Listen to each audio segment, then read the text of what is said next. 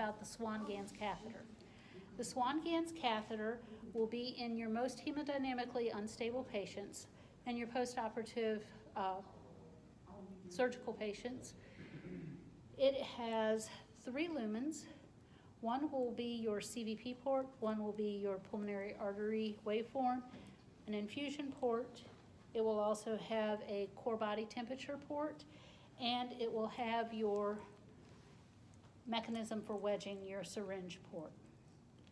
All of these ports are connected to heavy grade cables, which give a lot of weight when you're trying to ambulate and move your patient. These lines are typically an IJ line coming in through here. The Swan Ganz catheter passes through the right atrium, right ventricle, into the pulmonary artery, and is then periodically wedged to go in and occlude the pulmonary artery for pressure measurements. Because it is an IJ catheter with multiple lines, there's a lot of heavy weight and torque on it. It has a securement device, either suture or staple. It also has a yellow sheath with 2 locking ends to maintain the line so that it does not move within the cordis and the introducer. The Swan Ganz catheter is assessed every shift and with movement for its position. You have 2 broad lines. The broad lines are 50. The thin lines, here you go, the thin lines are 10 each. So if I were going to assess the position of this patient, I would say that his Swan Ganz catheter was at 70.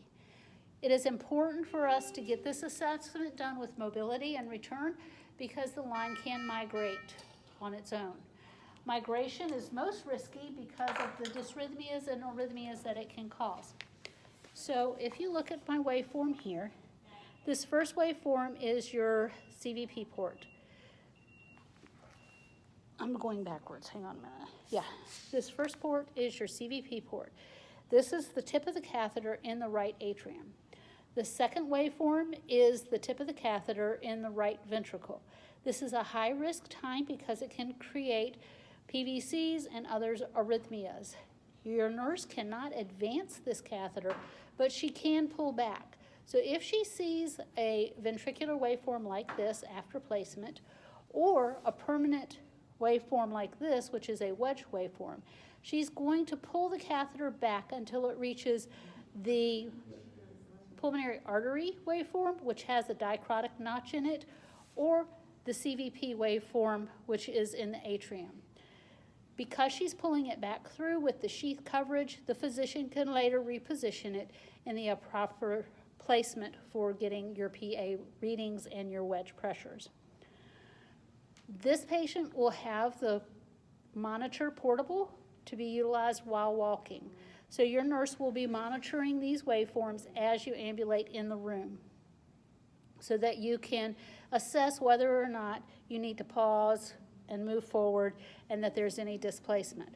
Once you've returned the patient to the room, she will again assess for your measurements and document so that you know that your line has not migrated. The Swan is a very long catheter, and as I said, typically it is done in the IJ, although it can be placed femorally, and when placed femorally, it is still adequate to reach. Femoral placement does add a little bit of challenges to ambulation simply because of the torque and the bending of the leg when you're ambulating. But that can be done if the patient is stable hemodynamically enough.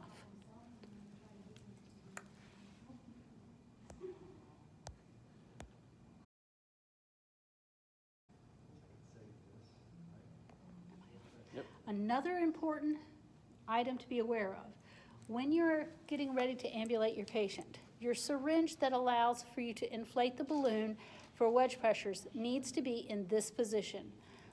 The line needs to be unbroken. The syringe needs to be completely compressed. This allows escape of any trapped air within the system. It also prevents any accidental inflation of the balloon. If the syringe becomes disconnected and lost, don't replace it with another 3cc syringe. These syringes have a special block that allows you to only administer 1.5 cc's of air, which is the maximum the balloon can take without rupturing. Allow the nurse to know that you had the syringe become disconnected. You may be able to relocate it in the bed. It can be cleaned and reattached, as this is a closed system without any access to the patient.